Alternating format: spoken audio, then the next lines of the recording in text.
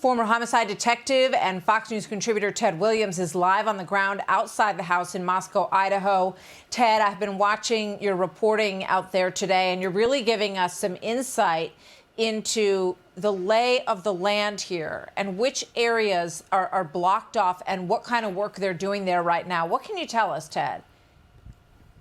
Well, I can tell you that in the last few minutes, Martha, there's been some developments here where law enforcement is here on the crime scene, and they are blocking off the crime scene. What they're doing at the crime scene here is that they are broadening the crime scene. There's crime scenes tape up around the home, and what we are now finding is that part of the parking lot itself is being broadened off as part of the crime scene.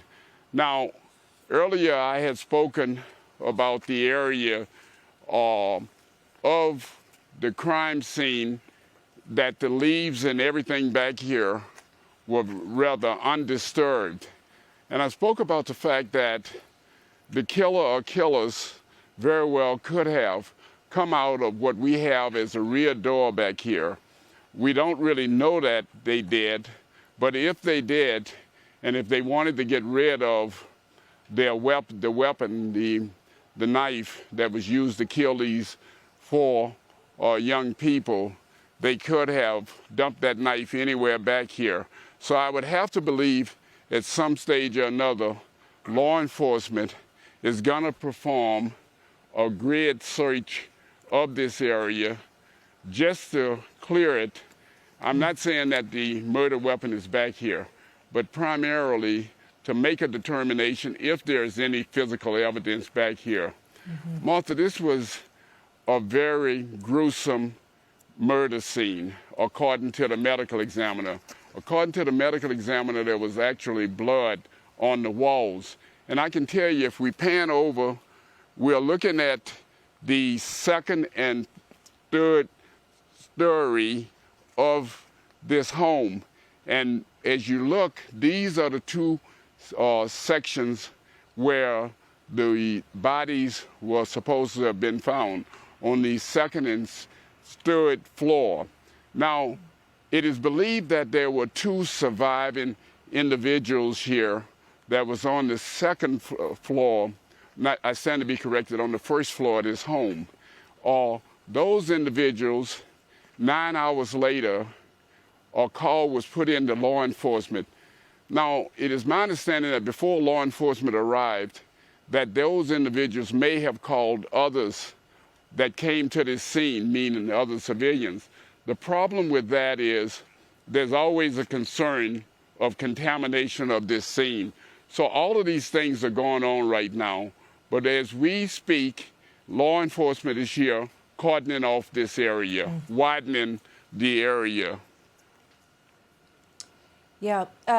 Ted, you know, there are just so many questions here. Do the police, and I'm going to talk to one of the nearby police captains in just a moment, but have they let any knowledge come out about whether or not they believe this is someone who knew these victims, or whether or not they think this is some sort of outside serial killer crazed person? Is there any indication of which way this is leading right now? No, the one nugget that they gave us early on is that law enforcement believes that this was a targeted killing of these young four students. And so as a result of that, one of the things that we've tried to establish, and we don't know, and we've tried to get it from law enforcement, is do they actually know who was actually targeted here, Martha?